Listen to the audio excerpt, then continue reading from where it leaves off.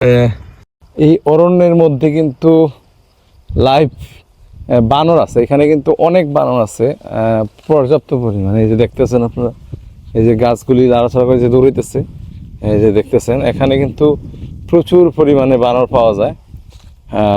আর এখানে বানরেরই অরণ্য, এখানে এরা থাকে। আপনি এইরকম বানরের বাচ্চা একটা দেখতেছি, এখানে একটা আছে। যাক, এখানে বানর প্রচুর পরিমাণে বানর আছে। তো ঘুরতে আসলে দেখতে পারবেন, আপনারা ঘুরতে আসতে পারেন। এই যে দেখেন বানর লাইভ হাঁটতেছে।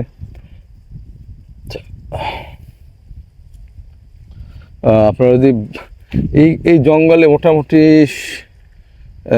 প্রাণী জগতের অনেকগুলি প্রাণী, এখানে বিরল প্রজাতির প্রাণীও এখানে কিছু পাওয়া যায়, যেগুলি আপনারা এখানে আসলে পাবেন, দেখতে পাবেন। এই যে বড় বড় এদের একটা যাত্রাপথ, এটা হচ্ছে ওদের যাত্রাপথ। এদিক দিয়ে এরা যাতায়াত করে, কোথাও গেলে এদিক দিয়ে যাতায়াত করে। এবং এই এলাকাটাতে কিন্তু তেমন একটা মানুষের আনাগোনা নেই বললেই চলে। আমি তো ভিতরে এসেছি, ভিতরে তেমন একটা কেউ আসে না।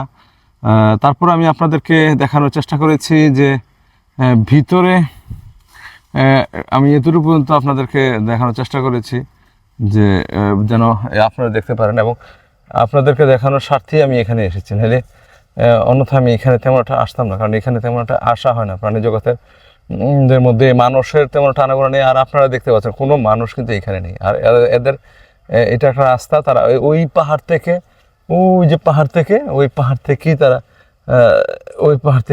এদিকে আসে। আর হিংসাত্মক হলেই কিন্তু তারা আক্রমণটা করে, নাহলে কিন্তু সচরাচর তারা আক্রমণ তেমন একটা করে না। আপনার সামনে দিয়ে তারা হাঁটাচলা করবে। তো ভিউয়ার্স, ভালো থাকবেন, সুস্থ থাকবেন। আমি আপনাদের যতটুকু পারি আমার সাধ্যের মধ্যে আমি চেষ্টা করেছি দেখানোর জন্য, ঘুরিয়ে ঘুরিয়ে। আর এই যে দেখতেছেন রাবার, এইভাবেই কিন্তু রাবারটা কালেক্ট হয়, এবং এই রাবারটা কিন্তু আল্লাহর প্রাকৃতিকভাবেই এইভাবে এখান থেকে, গাছ থেকে সংগ্রহ করা হয়। আর একটা কথা আছে না, যে গাছ উপকার করবে তার ছাল থাকবে না, এটা তার জ্বলন্ত প্রমাণ। ভালো থাকবেন, সুস্থ থাকবেন। আসসালামু আলাইকুম।